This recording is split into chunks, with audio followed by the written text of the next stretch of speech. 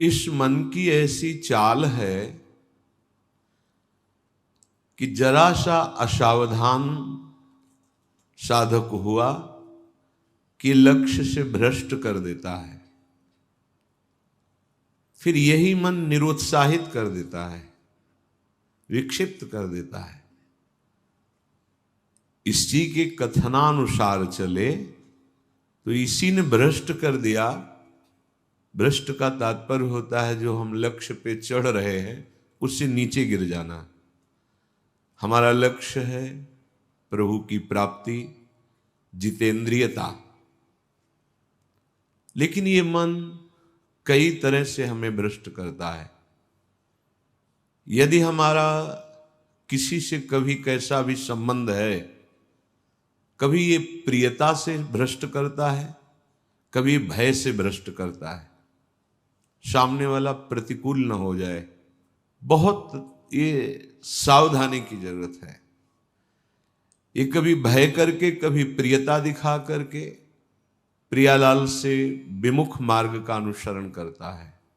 फिर ये इतना जलाता है, इसी ने भ्रष्ट किया, इसी ने मार्ग से गिराया, और यही इतना जलाता है कि फिर निरुत्साहित कर देता है, भगवत मार्ग में चलने लायक नहीं रखता है। बहुत कृपा पात्र और सुजान उपासक वही है जो इस दुष्ट की दुष्टता को पहचानता रहे। बाहर कोई शत्रु नहीं है, बाहर कोई हमारा कुछ नहीं बिगाड़ सकता। हमारा बिगाड़ने के लिए पर्याप्त है हमारा मन। ये मन ही दुर्दशा करे, मन ही इतना नीचता किए हुए है कि हम बार बार शास्त्र की बात सुनते हैं, बार बार सतमार्ग पर चलने का उत्साह बनाते हैं, और ये दुष्ट ऐसी चेष्टा कराएगा, ऐसा संकल्प बनाएगा, फिर गिराकर निरुत्साहित कर देगा। जहां रति कर रहा है मन वहीं लगा देता है। निराश नहीं होना, इसकी चाल को पकड़ो। ये दो प्रकार से फंसाता है, प्रियता और भय से। बहुत मनन की हुई बात है। भयभीत तो होना मत, क्योंकि निश्चय कर लो कि मरना है, तो इससे ज्यादा भय क्या दे सकता है। हमारी इज्जत श्यामा श्याम है, इससे भी भयभीत मत हो। अगर गलती हो रही है सुधार करो, गलती हो गई है प्रभु अहम त्वाम सर्व पापेभ्यो मोक्षयिष्यामि मा शुचः। आपको कमजोर होने की जरूरत नहीं है, बहुत ध्यान से सुनना। आपको कमजोर होने की जरूरत नहीं है। प्रमाद स्थिति में हमसे गलती हो गई, हम उस गलती को दोबारा ना करें। और ध्यान दीजिए, वो गलती कराने वाला आपका मन है। जब आप आनंदित होंगे, जब आप उत्साहित होंगे, तब ये फंसाएगा। इसकी चाल है। इसीलिए उदासीन अति रही गोसाई। जो उदासीन रहता है उसकी नजर अपने मन पे रहती है, और जरा सी भी उन्मत्तता आई कि फिर मन जो है वो ऐसी जगह फंसाता है। इसलिए बचो। इस दुष्ट की चाल बहुत विचित्र है, और जहां ये पवित्र हो जाता है तो यही भगवत स्वरूप हो जाता है। इसके लिए निश्चय करना पड़ेगा। प्राण चाहे चले जाएं, अब हम न प्रियतावश न भयवश गलत नहीं करेंगे। इसे पकड़ो। श्रीपाद प्रबोधानंद जी कह रहे हैं, यदि हम किशोरी जी को प्रसन्न नहीं कर पाए तो हम भारी कष्ट सहते हुए यहां शरीर छोड़ देंगे। श्रीपाद कह रहे हैं। देखो, भगवत प्राप्ति करनी है तो बात समझना होगा। हम ये अंदर की बात कह रहे हैं, बहुत अंदर की पढ़ी हुई बात कर रहे हैं, यहां के रजिस्टर की पढ़ी हुई बात कर रहे हैं। ये बहुत दुष्ट मन है, बहुत दुष्ट। पूरे जीवन इस पर विश्वास न करें। यहां की पढ़ी बात कह रहे हैं, हृदय की बात को कह रहे हैं, खूब सूक्ष्मता से चिंतन की हुई बात कर रहे हैं। भक्ति के आनंद का जहां उल्लास प्रकट होता है वहीं खसक जाता है, बचा के निकलता है, और प्रियता या भय दिखा करके फंसा देता है। मत भयभीत होना, इससे बिगाड़ तुझे जो कुछ बिगाड़ना है।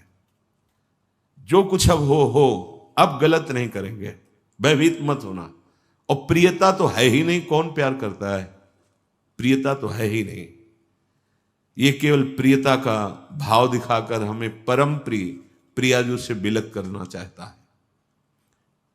इतने बड़े महापुरुष जो ब्रह्मबोध संपन्न है, बहुत बड़ी स्थिति होती है ब्रह्मबोध, कोई साधारण बात नहीं है। वो जब इस प्रेम रस मार्ग का रसास्वादन वृंदावन रस का हुआ, तो वो उनको थोड़ी जरूरत रह गई अब प्रेम की। ये हमारे लिए श्लोक लिखा हुआ है। महापुरुष जन जो अपने अनुभव वर्णन करते हैं वो हमारे लिए वर्णन करते हैं। कह रहे श्री राधिके त्वम यदि न प्रसीदे, यदि मैं आपको प्रसन्न नहीं कर पाया इस जीवन में, तो कह रहे हैं आप बहुत कष्ट सहते हुए पीड़ित चित्त के द्वारा मैं अपना देहावसान कर दूंगा, देह छोड़ दूंगा, पर आपसे विपरीत आचरण नहीं करूंगा। बस यहां रुकना होगा, यहां पकड़ो, यहां बैठा लो हृदय में बात। इतना बहिर्मुख हो चुका है उपासक कि वो पकड़ ही नहीं पाता है अपने अंदर की कमी को। वो अंदर ही अंदर वो खोखला करके, निराश करके बस केवल जीने में लगा देता है। खाया पिया सोया खेला कूदा, समय कट रहा है, बढ़िया है। नहीं भाई, ये बहुत दुष्ट है मन। बार बार इसलिए कह रहे इस पर कभी विश्वास न करो। जब तक शरीर का होश है तब तक सबसे बड़ा दुश्मन हमारा मन है, दूसरा कोई दुश्मन नहीं। इस दुश्मन को देखते रहिए। ये 5 ज्ञानेंद्रियों को साथ लेकर हर समय हमारे पतन का प्लान करता रहता है, पतन का संकल्प बनाता रहता है। ये बहुत नीच उतर गया है। इसे उच्च चढ़ाने के लिए जो नाम, जो मंत्र, जो आश्रय है, उसको इस कोट से लेना होगा कि यदि आप प्रसन्न नहीं हुई लाडली जी, तो भयानक पीड़ा और कष्ट सहते हुए जानबूझकर हम अपना शरीर यहां छोड़ देंगे आपके धाम में, पर आपके विपरीत आचरण नहीं करेंगे। प्रतिकूलस्य वर्जनम। श्री वृंदावन में हमें आपका कृपा कटाक्ष चाहिए, आपका साक्षात्कार चाहिए, आपकी प्रसन्नता चाहिए। नहीं तो अपने जीवन को कष्टमय रखते हुए यहां प्राण त्याग देंगे। भाव समझो, जब इतना दृढ़ निश्चय हो जाएगा तो कोई हमें परास्त कर ही नहीं सकता। ये हमारा मन ही हमको परास्त करता है। एक बार नहीं, लाखों बार इसको देखा है। जहां भक्ति का आनंद उल्लसित हुआ ताए निकल पड़ा, क्योंकि देख रहा है असावधान है, इस समय ये आनंदित है, असावधान है, और वो कहीं प्रियता या भय दिखाकर फंसा देता है। अब वो जो आनंद था वो गुप्त हो जाता है। जो एक उल्लास बड़ा था, फिर वो निराशा, फिर हताश। अच्छा उपासक है तो उसको लगने लगता है क्या करूं, जीवन नष्ट कर दूं, ऐसा लगने लगता है, क्योंकि वो लक्ष्य की तरफ बढ़ना चाहता है और मन उसको फुसला करके ऐसे गिरा देता है कि वो निराश होकर देखता है अब क्या करूं, अब कहां जाऊं। पहली बात, निराश नहीं होना है। जिस समय आपकी भक्ति का आनंद उल्लास से युक्त हो, उस समय आपको उदासीन होने की जरूरत है, प्रसन्न होने की नहीं जरूरत है। ये आंतरिक बात कह रहा हूं, सावधानी की। उस समय बिल्कुल निरीक्षण मन के ऊपर ही होनी चाहिए, पूरी दृष्टि, क्योंकि उसी आनंद उल्लास में भागेगा, निकलेगा विषय सेवन के लिए, क्योंकि आपको गिराना है, उसका काम है गिराना। बाहर कोई गिरा नहीं सकता, अंदर से अपना बड़ा भारी शत्रु मन है, यही गिरा रहा है। उदासीनता जिस साधक के जीवन में नहीं, वो आगे नहीं बढ़ पाता है। उल्लसित नहीं होना, अंदर उल्लास, तो पूरी की पूरी एकाग्र दृष्टि मन पर। कहीं हमारा मन उल्लास में के छिद्र से भागकर कहीं फंसाने तो नहीं जा रहा है। हमने देखा है इसको 2 तरह से फंसाता है, एक प्रियता और एक भय।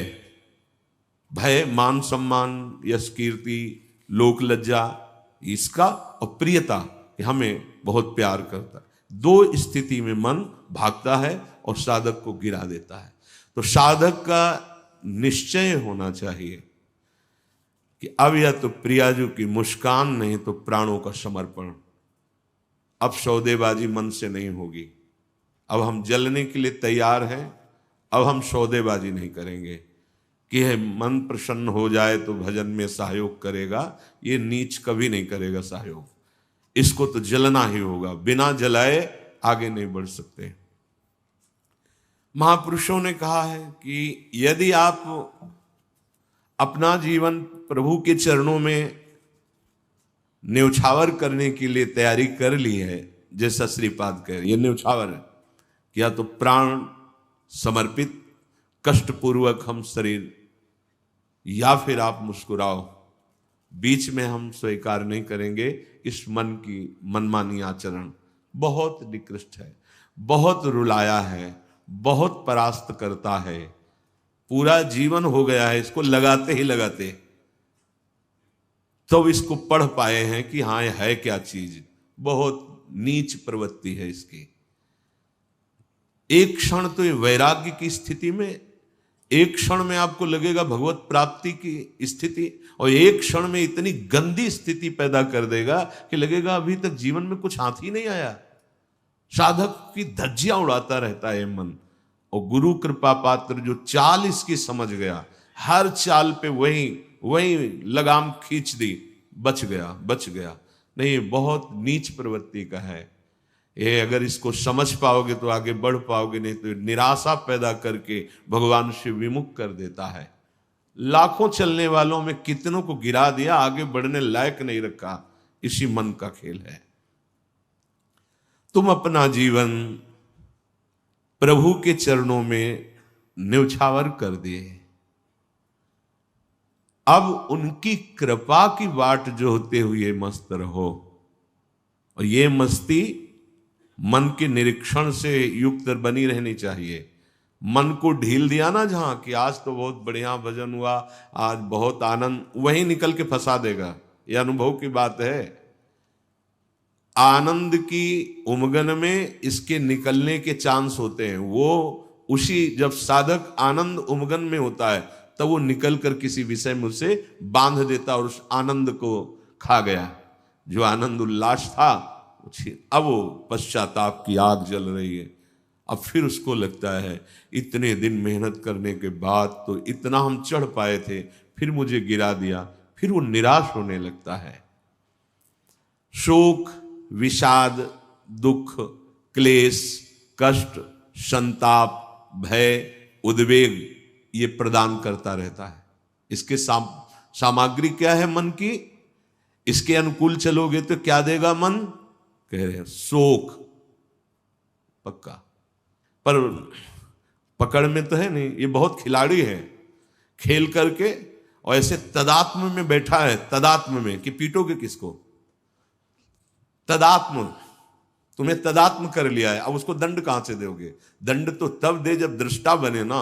वो तो तदात्म कर लिया है। अब जब कुछ नहीं समझ तो आज से भोजन नहीं करेंगे, उसमें कुछ फर्क नहीं पड़ना। वो इतना बलवान, उसको कोई फर्क नहीं पड़ना। तुम 10 दिन के बाद जब भोजन पाओगे तब तुम्हें वहां फिर खड़ा कर देगा जाके, जहां नहीं खड़ा होना चाहिए। ये सबसे बड़ा बंधन मन है। मन ही मोक्ष का कारण है, मन ही बंधन का कारण है। ध्यान दीजिए, जब आपने अपना जीवन प्रभु को समर्पित कर दिया, भगवत प्राप्ति का निश्चय कर लिया, तो अब तुम्हें मन से सावधान रहना है। और किसी से कोई दुश्मन नहीं है। कोई हमें भ्रष्ट नहीं कर सकता त्रिभुवन में। कोई हमारा किसी भी तरह से आनंद का नाश नहीं कर सकता। एक दुश्मन है, वो है मन। ये बहुत अनुभव की बात कहते हैं। जिसने मन पर सदैव निरीक्षण दृष्टि रखी वो आगे बढ़ गया। और जो आनंद में, सम्मान में, प्रियता में, वाहवाही में चूक कर दिया, वहीं मन प्रवेश करके माया में आपको नष्ट कर देगा। लक्षण मन के पास क्या है खजाने में? जब मन के आप अनुकूल चलेंगे, मन के अनुकूल, तो आपको क्या देगा? शोक, विषाद, दुख, क्लेश, कष्ट, संताप, भय, उद्वेग, ये आपको देगा। अगर आप प्रभु के अनुकूल चले, मन जितना आपको आकर्षित करे भोगों के, उसको डांट के उसकी बात ना सुनकर प्रभु के अनुकूल चले, तो इनमें से कोई भी दोष आपके अंदर नहीं रह जाएगा। ना आपके अंदर शोक होगा, न विषाद होगा, न दुख होगा, न क्लेश, न कष्ट, न संताप, न भय, न उद्वेग, कुछ नहीं रहेगा। निश्चय, ये बात निश्चय समझ लो, सारा का सारा मन का एक खेल है। जो सब दुखी हैं, सब परास्त हो रहे हैं, सब जल रहे हैं, उसका कारण मन है। ये मन प्रत्येक श्वास यदि अपने प्रभु के सुमिरन में अर्पण कर दी जाए और मन की बात ना मानी जाए तो प्रसन्नता बढ़ने लगे। स्वाभाविक दो बातें कह रहे हैं। पहली बात तो हर श्वास में नाम जप चले। दूसरी बात, मन की बात नहीं माननी है। इससे लड़ना पड़ेगा। बिना लड़े कोई परमार्थ का योद्धा विजय श्री प्राप्त नहीं कर पाता, और ये बहुत रुलाता है, बहुत दुख देता है। यही प्रतिकूल हो जाता है। पहले फुसलाएगा आपको, तन्मय करेगा, इसे छू लेते हैं, इसे देख लेते हैं, इसे भोग लेते हैं, बड़ा सुख मिलेगा। और आपने यदि उसके अनुकूल कर लिया तो वही फिर शोक, विषाद, दुख, क्लेश, अशांति ये फेंकेगा। अब तन्मयता में वो तुम्हारे बैठ गया है, तुम उसको अपने तन्मयता में ले लिए, तो अब बाहरी दृष्टि रहती है, चलो फिर आज से अन्न नहीं खाते, आज से मौन हो। कुछ फर्क इस पर नहीं पड़ेगा तुम्हारे मौन से, तुम्हारे अन्न त्याग से। इस पर एक बात केवल, इसकी बात माननी नहीं है, बस। हम ये सब करके देखे हैं। कई वर्ष अन्न जुबान में नहीं, आलू गुड़ जो मिला गांव, कुछ फर्क इस पे नहीं पड़ता। ये सब करके देखा है। बस चतुर सावधान वही जो हर श्वास नाम जप करके इसके खिलाफ रहता है। अब देख लो इसकी खिलाफत करना कितना कठिन बात है। मनोवेग है ये। इस वेग को जो सह गया उसको महात्मा, टूट गया वही दुरात्मा बना देता है। बहुत निंदनीय आचरणों से युक्त है मन। आप देख लो, अगर इसको सुधारना चाहते तो इसके खिलाफ कमर कसनी पड़ेगी आपको। जबरदस्ती इसको भजन में लगाना पड़ेगा और इसकी बात नहीं माननी होगी। नाम में बड़ी सामर्थ्य है। मतलब ये जो हम कह रहे हैं, अब कैसे तुम्हें स्थिति कैसे बताएं, ये बड़ी ऊंचाई से गिरा देता है मन। ये कोई छोटी मोटी शक्ति नहीं है मन। इंद्रियाणाम मनश्चास्मि, ये भगवत स्वरूप है। ऐसा खेल रचा गया है माया का, ऐसा रचना रची गई कि अगर इसका सपोर्ट ना करो तो जीना मुश्किल है। ध्यान देकर देखो, सारा खेल तो इसी के अंतर्गत, और सपोर्ट करो तो जीना मुश्किल है। अब निकलो इस खेल से, निकलो तो परम पद मिल जाएगा। बस जिसने नाम जपा, हरिराम व्यास जी एक पद में कहते हैं, नियंता पतितन को हरि नाम। यही हमारे अंदर कमी हो रही है, इसीलिए हम हार रहे हैं मन से। हम इन सब बाहरी बातों को कोई महत्व नहीं देते। एक है, केवल एक, वही अनेक रूप रखकर तुम्हारे सामने आ रहा है, छुपा छुपी का खेल खेल रहा है। ये अगर मान सम्मान प्रतिष्ठा है, नाटक है माया का, कुछ इससे नहीं होने वाला। कोई इससे आत्म शांति नहीं प्राप्त होती, इससे आत्मानंद की अनुभूति नहीं होती। ये उपलब्धि ना मान ली जाए, हाँ, कि बहुत ऐसा, ये सब स्वप्न है, स्वप्न है। वो एक जादूगर विविध रूपों में आके कह रहा है, पहचान, अगर मेरे मार्ग का पथिक है तो पहचान, मैं तेरे सामने हूं। तो पहचानना तो भूल जाते हैं। अरे बहुत बड़ा सूक्ष्म खेल है। जीत गए तो ब्रह्मा भी नमस्कार करेंगे, ये ऐसा खेल है। भगवत नाम में इतनी सामर्थ्य। हरिराम व्यास जी, नियंता पतितन को हरि नाम, उचरत ही मुंह कुचरत कलिको, खोज न राखत श्याम, नियंता पतितन को हरि नाम। यदि श्वास श्वास, दो बातें भी पीछे, बहुत ध्यान से सुनना। मन की बात नहीं माननी, इतनी सामर्थ्य आपको कहां से मिलेगी? बोले श्वास श्वास नाम जप करना होगा। इसी से विजय होगी। मन की बात नहीं माननी, वो हर समय विषय पेश करता रहता है। जैसे आप किसी होटल में बैठे हो तो पर्चा दे देते ना, आप बोलिए इसमें से क्या चाहिए, ऐसे हर समय पेश करता रहता है। पूरे त्रिभुवन में इसी का शासन चलता है, मन का। क्या चाहिए? आपने अगर किसी में भी दस्तखत कर दिए और शास्त्र विरुद्ध आचरण है तो गिरा देगा आपको। बहुत होश में, बहुत होश में। वो होश तब माना जाएगा जब हर श्वास आपका नाम चल रहा है। जो ही नाम आपकी जिह्वा में हर श्वास चलेगा तो मुंह कुचरत कलि को, ये जो कलि अभद्र वर्णत सहस, ये कामादिक दोष, इन सबके मुंह को कुचरता है हरि नाम। इसीलिए और साधनों में प्रीति हो जाएगी, नाम जपने में नहीं होगी। और नाम जपने में हो गई तो आप जीत जाएंगे, जीत जाएंगे। हरस्य हरि नाम जपत जय। नाम आनंद प्रदान करते हुए आपको बचाता रहेगा, मन की चाल दिखाता रहेगा, उससे कैसे बचना ये युक्ति बताता रहेगा। खोज न राखत श्याम, फिर श्याम सुंदर की खोज नहीं करनी पड़ेगी। नाम चल रहा है ना, यही अब तुम धोखे में नहीं डाल सकते। किसी सूझ वाली आंख ने पहचान की, कण कण में झांकी भगवान की, मेरा प्रीतम सब रूपों में है। ये नाम आपको अनुभव कराएगा। नाम जप नहीं है तो कुछ नहीं होने वाला। बातें बनाने से माया का पर्दा नहीं हट जाएगा। बहुत विचित्र है, बहुत विचित्र। अच्छे अच्छे त्राहिमाम बोल देते हैं इस मन के आगे। हिमालय को उठा लेना सहज है, लेकिन मन को अधीन करना सहज नहीं है। नाम भगवान में इतनी सामर्थ्य है, वो तुम्हें सामर्थ्य देंगे कि तुम मन को अधीन कर सकते हो। कर तुम अकर तुम अन्यथा कर तुम, सर्व सामर्थ्यशाली भगवान को अधीन करने वाला नाम है नाम। ये ऐसा नाम है, इसे कोई भी चुरा नहीं सकता। चोर मध्य या मित्र, ब्रह्म गुरु दारा सुत आराम। चोरों के बीच में भी हो तो चुरा नहीं सकता नाम को। कोई मित्र हो तो हिस्सेदारी इसमें नहीं कर सकता। ब्रह्म स्वरूप होते हुए भी तुम जो दुख में डूब रहे हो, उसका कारण है कि नाम नहीं।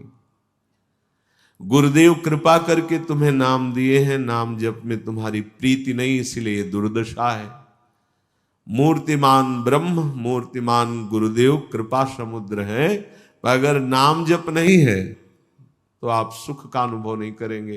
तो नाम ऐसी वस्तु है कि जो चाहे चोरों के बीच, ये चोर ही है काम क्रोध लोभ मोह मद मत्सर, और चाहे मित्र के बीच में हो, ये नाम आपको सुरक्षित रखेगा।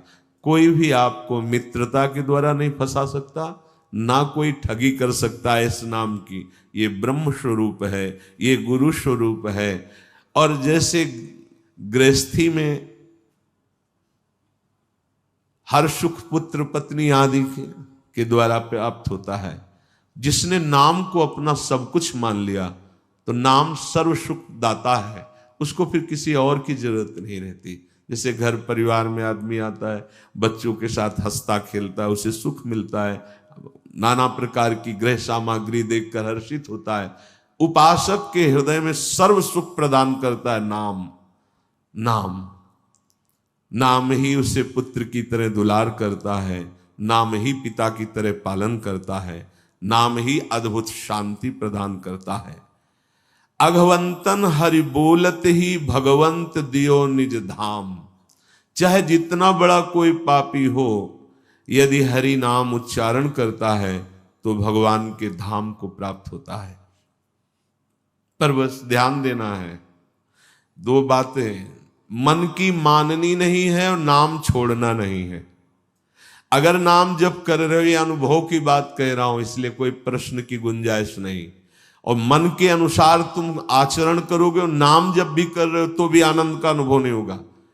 आगे चल के कल्याण हो, मंगल हो, इसमें हमें कोई संशय नहीं है, लेकिन वर्तमान में तुम जलोगे नाम जपते हुए भी। यदि मन के अनुसार चलोगे तो तुम्हें भगवदानंद का अनुभव कभी नहीं हो पाएगा। शरीर छूटने के बाद भगवान जैसे अजामिल को परम पद, वो बात अलग है। लेकिन वर्तमान में जीवन मुक्तता और आनंद का अनुभव मन की बात न मानने से होगा। ये जो मन हमें गलत सलाह दे रहा है, ये जो मन हमें भोगों में फंसा रहा है, आप चाहे जितना प्रयास करें, ये आनंद का अनुभव नहीं होने देगा। छाती की बात कहते हैं, किसी के पढ़े लिखे समझाने की बात नहीं, यहां की बात। अगर विषय सेवन मन के अनुसार हो रहा है तो साधन होने पर भी भगवदानंद का अनुभव नहीं होगा, नाम जपने पर भी भगवदानंद का अनुभव नहीं होगा। ये रोकना होगा। धर्म विरुद्ध आचरण के लिए मन जो हमें सलाह देता है, नहीं मानना होगा। हरिपद पंकज छत्र छाह बिन मिटे न दुख रवि घाम, नियंता पतितन को हरि नाम। हरि के चरणारविंद का आश्रय, मुख में नाम, मनमानी आचरण पर शासन, फिर ये संसार की धूप उसको लगती नहीं है। फिर दैहिक दैविक भौतिक कोई भी ताप उसे स्पर्श नहीं करता है। जो हमें आनंद अनुभूति स्थिति प्राप्त होनी चाहिए, वो स्थिति नहीं है। बिना स्थिति के बातों से माया पर विजय प्राप्त नहीं की जा सकती। इसलिए नाम जिह्वा से और बुद्धि एकदम सावधान होकर मन की हर चेष्टा पर निरीक्षण।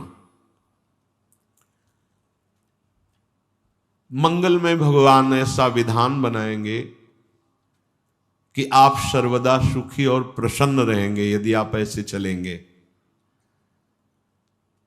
भगवान हमारे विचारों को देखते रहते हैं। ध्यान से सुनना, तुम जो विचार अंदर कर रहे हो वो भगवान देख रहे हैं। जब भगवान देखते हैं कि इसकी आशा का विषय संसार है, मैं नहीं हूं, तो अब बाहरी हमारी क्रियाएं भक्ति की हो रही हैं, आशा संसार की है, तो भगवदानंद का अनुभव नहीं हो रहा है, हाथ में विफलता लगती है। बिल्कुल अक्षरशः ऐसा ही है।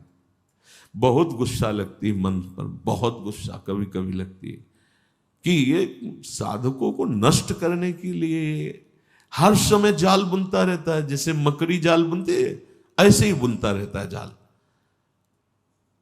और ये खुद जलता है, खुद परेशान होता है, खुद बंधन युक्त होता है। यही बड़ा विचित्र खेल इस मन का, बड़ा विचित्र। महीना 2 महीना हो तो लड़ ले, पूरे जीवन लड़ना, तभी परम पद प्राप्त होता है। पूरे जीवन जरा सी चूक होती फंसा देता है, निराश कर देता है, उदास कर देता है। भगवान तुम्हारे अंदर के विचार को देखते हैं। तुम्हारे विचार में यदि आंतरिक संसार के सुखों की आशा है तो वो आपके अंदर हैं, अनुभव में नहीं आएंगे। देख लो, जो लोग कहते हैं ना कि इतने वर्ष हो गए हमें नाम जप करते, उसका भाव समझो। अंदर के विचार भगवान तुम्हारे देखते रहते हैं। तुम्हारी आशा यदि संसार के भोग हैं तो सामने नहीं आएंगे, यही हृदय में बैठे हैं। उत्तम भाव प्राप्त करने के लिए तुम्हें अपने मन से संसार के विचार हटाने होंगे। ये जो भगवत चर्चा है, भगवान की लीला कथा है, इसमें इतनी सामर्थ्य कि आपके विचारों का परिवर्तन हो जाएगा। शृण्वतां स्वकथा कृष्ण पुण्य श्रवण कीर्तन हृदयंतस्थो हृभद्राणि विधुनोति सुहृत्सताम। भगवान श्री हरि श्री कृष्ण का जब यश सुना जाता है, नाम महिमा, गुण महिमा, लीला कथा, पुण्य श्रवण कीर्तन